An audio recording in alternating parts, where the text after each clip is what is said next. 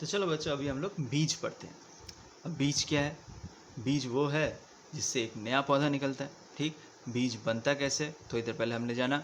ठीक, जब male gamete और फीमेल गेमीट आपस में मिलते हैं तब एक भ्रूण का निर्माण होता है और वहाँ से हम बीज निर्माण होता है। ठीक, और बीज से एक नया पौधा कैसे बनता है वो हम यहाँ जानते हैं। तो ध्यान दो, मैंने कुछ बीज बना के रखे हैं। ये बीज मैंने चना का बीज बनाया। ठीक, अब चने के बीज को अगर ध्यान से देखो तो उसमें कुछ बातें तुम्हें समझ में आएंगी, कुछ बातें तुम्हें दिखेंगी। तो पहले हम देखते हैं वो बातें हैं क्या क्या। तो अब ध्यान, तो यहाँ देखो बच्चों, मेरे पास एक चना का बीज है। ठीक है, अब चित्र में भी ध्यान दो। चित्र में तुम देख रहे हो कि मैंने यहाँ बीज नाभि और बीजांडर लिखा हुआ है, जो यहाँ पे एक चिन्ह है और यहाँ एक चिन्ह है। तो असल में वो है कहाँ पे? असल वाले बीज में देखो, ये जो छोटा सा हिस्सा दिख रहा है, एक छेद जैसा दिख रहा है, तो ये है तुम्हारा बीजांडर। और ठीक इसके ऊपर ये वाला हिस्सा जहाँ पे एक तुम्हें चिन्ह जैसा दिख रहा होगा, एक छोटा सा हल्का सा चिन्ह दिख रहा है, ये है उसका बीज नाभि। तो बीज नाभि सबसे पहले जान लेते हैं ये है क्या। तो जब ये बीज, ये छोटा ये वाला जो बीज है, ये बीज जब डिंबक अवस्था में था, जब डिंबक अवस्था में गर्भाशय के अंदर था, तो गर्भाशय के साथ जब ये चिपका हुआ था तो इस बिंदु के माध्यम से चिपका हुआ था। तो जब ये बीज बन गया, जब गर्भाशय से बाहर निकल आया, तो यहाँ पे एक हल्का सा चिन्ह रह गया। और ये जो तुम्हें दिख रहा है छोटा सा छेद, ये असल में है बीजांड द्वार। ठीक, ये इसका काम क्या है? ये अगर बीज, इस बीज को अगर हम ऐसे ही रख दें तो धीरे धीरे देखोगे इसमें से अंकुर निकलेंगे। तो कैसे निकलेंगे? यानी हवा में जो नमी है और ऑक्सीजन है, उसकी मदद से इसके अंदर से अंकुर निकलेंगे। तो वो ऑक्सीजन और वो पानी इसके अंदर पहुँचेगा कैसे? इस बीजांड द्वार के जरिए। यानी इस बीजांड द्वार के जरिए हवा की नमी और ऑक्सीजन जो है इस बीज के अंदर पहुँचेगी और एक नया अंकुर यानी एक नया पौधा निकलेगा। ठीक, अब जब ऑक्सीजन और पानी जब इसके अंदर पहुंचेगा तो यहाँ से एक अंकुर निकलेगा। ठीक, अब देखो अंकुर मेरे पास एक है, देखते हैं उसे भी। देखो ये एक बीज देखो जिसमें से एक अंकुर भी निकला है। ठीक है, जिसमें से एक अंकुर निकला है। और ये अंकुर कहाँ से निकला है? देखो ठीक बीजांड द्वार के पास, बीजांड द्वार के पास से ऊपर से एक तुम्हें अंकुर निकल रहा है। ठीक, इस अंकुर को हम लोग कहते हैं तृणमूल, इसे कहते हैं तृणमूल।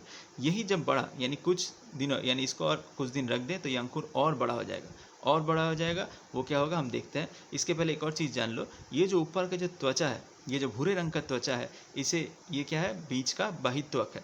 ये बीज का है बहित्वक। ठीक, इसके अंदर, ठीक इस बहित्वक को हटाते ही एक और अंदर पतला सा एकदम झिल्ली जैसा त्वचा मिलेगा, जिसे हम कहेंगे अंतत्वक, जिसे हम कहेंगे अंतत्वक, जो मैंने चित्र में भी दिखाया हुआ है। ये रहा तुम्हारा बहित्वक, बाहर का हिस्सा, और ये तुम्हारा अंदर का हिस्सा है तुम्हारा अंतत्वक। ठीक, अब जब, जैसे कि मैंने कहा, इस बीज को और कुछ दिन रख देंगे तो क्या होगा? ये अंकुर और थोड़ा बड़ा हो जाएगा। अब इसको हम खोलते हैं, इसके चमड़े को हटाते हैं और खोल के देखते हैं क्या है, जो मैंने पहले से खोल के रखा है।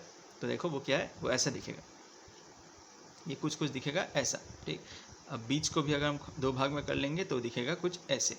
ये देखो एक पंख, ये दो पंख जैसे हिस्से दिख रहे हैं और एक लंबा सा डंठल जैसा दिख रहा है। तो यही वो तुम्हारा अंकुर वाला हिस्सा है जो इतना बड़ा हो गया। ठीक, तो ये अंकुर वाला जो हिस्सा था, यानी तृणमूल जो था, ये जो तृणमूल है, ये धीरे धीरे क्या होगा, ये वाला हिस्सा जाएगा मिट्टी के अंदर। यानी ये वाला हिस्सा जो है वो मिट्टी के अंदर जाएगा। और ये ऊपर जो हिस्सा है, यहाँ पे तुम्हें कुछ छोटे छोटे नोकीले भाग भी दिखेंगे। दिख रहे कि नहीं? ध्यान से देखो, अब शायद दिख रहा हो। ठीक, छोटा छोटा इसके ऊपर तुम्हें ये नोकीले भाग जैसे दिख रहा है। तो ये जो नोकीले भाग जो है, ये छोटा सा जो हरा, और ये वाला हिस्सा जो है, इस वाले हिस्से से ज़्यादा हरा हरा दिख रहा है। यानी यहाँ से जो तुम्हें निकलेगा, यहाँ से तुम्हारा पत्ते निकलेंगे। इस जो नया जो पौधा बनेगा, उसके पत्ते इस हिस्से से निकलेंगे और उसका जड़ ये वाला हिस्सा, यानी ये जो तृणमूल था, ये उसका जड़ बनेगा। और ये जो पत्ता वाला हिस्सा है, इसे हम कहते हैं तृणमुकुल, इसे कहते हैं तृणमुकुल। यहाँ से इसका पत्ता निकलेगा। अब जड़ वाला हिस्सा एक और देख लो, मेरे पास एक और है। ये देखो, यहाँ देख रहे हो, तृणमूल से देखो थोड़े थोड़े जड़ भी निकले हुए हैं। और यहाँ देखो छोटा सा पौधा जैसा बना है, छोटा सा पत्ता ऐसे यहाँ पे बना हुआ है कि नहीं? दिख रहा है? देखो ध्यान से देखो, यहाँ पे तुम्हें एक छोटा सा पौधा ऐसा, पत्ते ऐसा तुम्हें दिख रहा है। और यहाँ तुम्हारा देखो तृणमूल से जड़ भी निकले हुए हैं। तो ये वाला हिस्सा मिट्टी के अंदर जाएगा और ये वाला हिस्सा पौधा बनेगा। ठीक, अब कुछ और चीज़ जान लेते हैं। ये जो तुम्हें दिख रहा था, ये जो पंख जैसी चीज़ दिख रही है, ये है क्या? इसे है कहते हैं हम बीज पत्र। बीज पत्र, अब इसका काम क्या है? जब तक ये पौधा बड़ा नहीं होता, तुम्हें मालूम है पौधे अपना भोजन कैसे बनाते हैं? प्रकाश संश्लेषण के जरिए जो है वो सूर्य की ऊर्जा से, मिट्टी के खनिज पदार्थों से, पानी से क्या करते हैं? खाना बनाते हैं अपना। तो जब तक इस पौधे में हरे पत्ते नहीं आते तो इसे तो बड़ा होना होगा, खाना तो चाहिए। वो खाना कहाँ से लेगा? वो खाना लेगा ये छोटे छोटे जो बीज पत्र दिख रहे हैं, ये दो, ये बीज पत्र दिख रहे हैं यहाँ, यानी असल में इसके अंदर खाना भरा पड़ा है। किसके लिए? इस पौधे के लिए। जब तक ये पौधा स्वयं अपना खाना नहीं बना सकता, तब तक ये खाना कहाँ से लेगा? इन बीज पत्रों से लेगा। और जैसे ही ये पौधे के अंदर हरे पत्ते आएंगे, ये बीज पत्र अपने आप टूट के गिर जाएंगे, यानी ये पौधा अपना खाना स्वयं बनाने लगेगा। यानी जब तक नहीं बना पाएगा, तब तक ये खाना कहाँ से लेगा? इन बीज पत्रों की मदद से ये खाना लेगा। ठीक है, यहाँ तक समझ में आया बच्चों? तो अभी तक प्राय हमने सब कुछ ही बता दिया।